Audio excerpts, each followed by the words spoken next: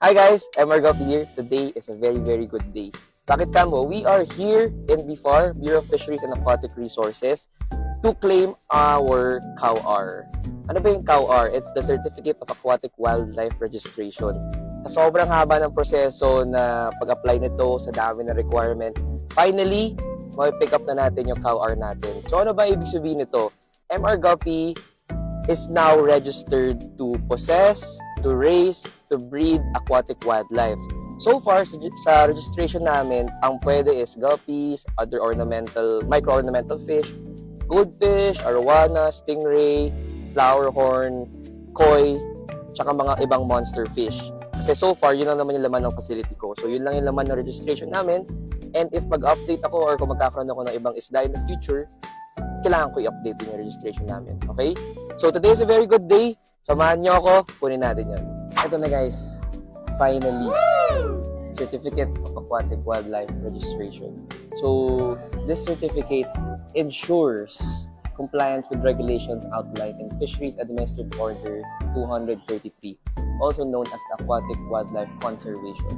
So, having this certificate means na we are, or MR Guppy, is compliant with the regulations. So, yun na lang. So, yun guys, nakabalik ka tayo sa facility. Bakit nga ba ako kumuha ng COWR? Una sa lahat, syempre, it's required by the government. Pero pangalawa, it's a way for me to inspire fellow guppy keepers, fellow fish keepers to follow suit. Kuha rin kayo na sarili niyong COWR.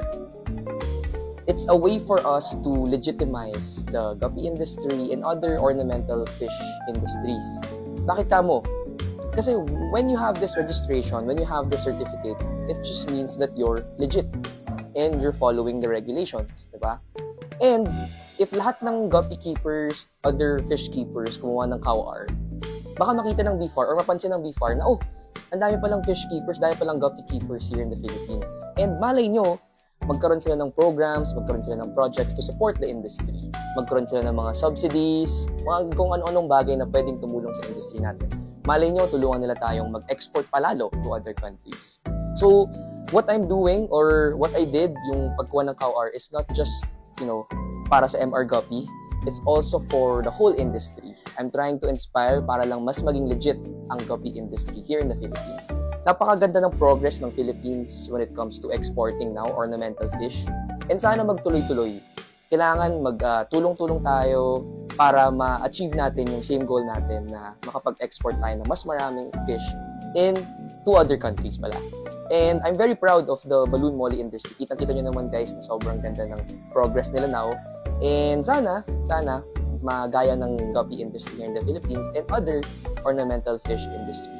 So yun guys, maraming salamat sa lahat na nag-support sa MR Guppy. And kung may kailangan man kayo, nakitulong from us, message nyo lang pa kami. We are always willing to help. Okay? Yun lang naman. Peace out.